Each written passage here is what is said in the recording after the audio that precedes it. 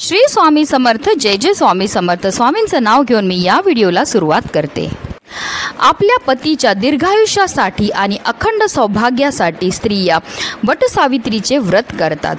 हिंदू धर्मात वटपौर्णिमेला विशेष महत्त्व आहे. जून महिना सुरू झाला की पावसाला सुरुवात होते. हिंदू धर्मानुसार मराठी महिन्यात अनेक सण उत्सव सुरू होतात.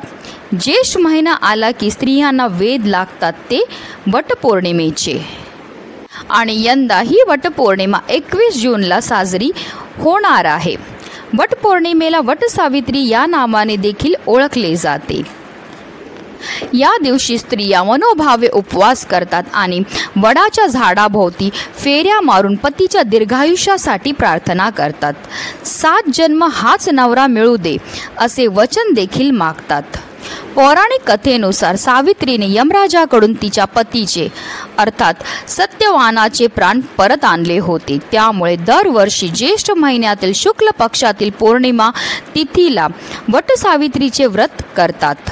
तसेच आपल्या पतीच्या दीर्घायुष्यासाठी सुद्धा व्रत हे केलं जातं. धार्मिक मान्यतानुसार वडाच्या झाडामध्ये ब्रह्मा, विष्णू आणि महेश या त्रिदेवांचा वास असतो. वडाच्या झाडाखाली सावित्रीने आपल्या पतीला पुन्हा जीवनदान दिले होते. वडाचे झाड हे धार्मिकरित्या जितके महत्त्वाचे आहे तितकेच शास्त्रात सुद्धा त्याचं महत्त्व आहे. वडाचे झाड हे 100 वर्षापेक्षा जास्त काळ जगतं. त्यामुळे स्त्रिया वडाच्या झाडाला पूजतात. पौर्णिमा तिथी ही श्री हरी विष्णू आणि माता लक्ष्मीला समर्पित आहे. म्हणून या दिवशी अनेक सेवा आणि उपाय देखील केले जातात. म्हणूनच आज प्रत्येक आईने आपल्या मुलांवरनं ही एक वस्तू उतरवून टाकायची. ही वस्तू उतरवून टाकल्यामुळे आपल्या मुलांचे सर्व दोष, अडचणी, संकट तर दूर होतीलच होतील, पण त्यांची प्रत्येक क्षेत्रामध्ये भरभरून अशी प्रगती होणार आहे. अतिशय प्रभावी असा हा उपाय आहे जो प्रत्येक आईने आपल्या मुलांकरता आज करायचा आहे. त्याबद्दल सविस्तर आणि अतिशय महत्त्वाची अशी माहिती मी तुम्हाला या व्हिडिओमध्ये देणार आहे. तर व्हिडिओ पूर्ण पहा. आणि जर तुम्ही माझ्या चॅनलवर नवीन असतील तर चॅनलला सबस्क्राईब करा आणि शेजारी बेल आयकॉनसुद्धा प्रेस करा, जेणेकरून तुम्हाला माझ्या नवीन व्हिडिओचं नोटिफिकेशन हे मिळत राहील. यंदा ज्येष्ठ महिन्यातील पौर्णिमा तिथी शुक्रवारी म्हणजे 21 जून रोजी आहे. त्यामुळे या दिवशी स्त्रिया वटपौर्णिमेचे व्रत करतील. पौर्णिमा तिथी 21 जूनला सकाळी 7:31 सुरू होईल आणि 22 जूनला संध्याकाळी 5:37 समाप्त होईल. अगदी तुमच्यापासून माझ्यापर्यंत प्रत्येक आईला असं वाटतं की आपल्या मुलांना प्रत्येक क्षेत्रामध्ये भरभरून यश हे मिळालं पाहिजे. जर ते अभ्यास करत असतील तर त्यांना केलेला अभ्यास लक्षात राहिला पाहिजे, किंवा ते नोकरी करत असतील तर नोकरीमध्ये प्रमोशन मिळालं पाहिजे, किंवा ते एखादा व्यवसाय करत असतील तर व्यवसायामध्ये त्यांना भरभरून यश हे मिळालं पाहिजे. पण बऱ्याचदा काय होतं ना, आपल्या मुलांमध्ये काही दोष असतात किंवा आपल्या घरामध्ये काही दोष असतात. त्यामुळे सुद्धा आपल्या मुलांना कोणत्याही क्षेत्रामध्ये यश हे मिळत नाही. ते मेहनत करतात, कष्ट करतात, पण कष्ट करून मेहनत करून सुद्धा त्यांना कोणत्याही क्षेत्रामध्ये यश मिळत नाही. तर ह्या सर्व प्रकारच्या समस्या का उद्भवतात? तर त्या उद्भवतात आपल्या घरामध्ये की आपल्या मुलांमध्ये असणाऱ्या दोषांमुळे. जर आपल्या मुलांना नजर लागलेली असेल किंवा त्यांची ग्रहदशा चांगली नसेल किंवा पितृदोष असेल तर त्यामुळे सुद्धा त्यांना कोणत्याही क्षेत्रामध्ये यश हे मिळत नाही. म्हणूनच अशा विशेष तिथीला जसं की अमावास्या आहे, पौर्णिमा आहे, ह्या तिथीला जर आपण आपल्या मुलांकरता काही विशेष उपाय केले तर त्यामुळे निश्चितच आपल्या मुलांच्या आयुष्यामध्ये असणाऱ्या सर्व दोषांपासून मुक्तता मिळण्यामध्ये मदतही मिळत असते. आता हा जो उपाय आहे तो अगदी लहानातल्या लहान मुलांपासून मोठ्यात मोठ्या मुला प्रत्येकाकरता करता येण्यासारखा उपाय आहे. आता हा उपाय आपल्याला कधी करायचा? तर हा उपाय तुम्ही संध्याकाळी 6 वाजल्यापासून रात्री 12 वाजेपर्यंत कधीही करू शकतात. ह्या उपायाकरता सगळ्यात पहिली वस्तू जी आपल्याला लागणार आहे ते म्हणजे खडेमीठ. खडेमीठामध्ये जे तत्त्व असतात ते आपल्यामध्ये आणि आपल्या घरामध्ये असणारी जेवढी पण नकारात्मकता, इडापिडा, वाईट शक्तींचा प्रभाव आहे तो दूर करण्याकरता अतिशय प्रभावी मानला जातो. त्याचबरोबर खडेमीठ हे माता लक्ष्मीला अतिशय प्रिय आहे, कारण खडेमीठाला माता लक्ष्मीचा भावसुद्धा मानला जातो.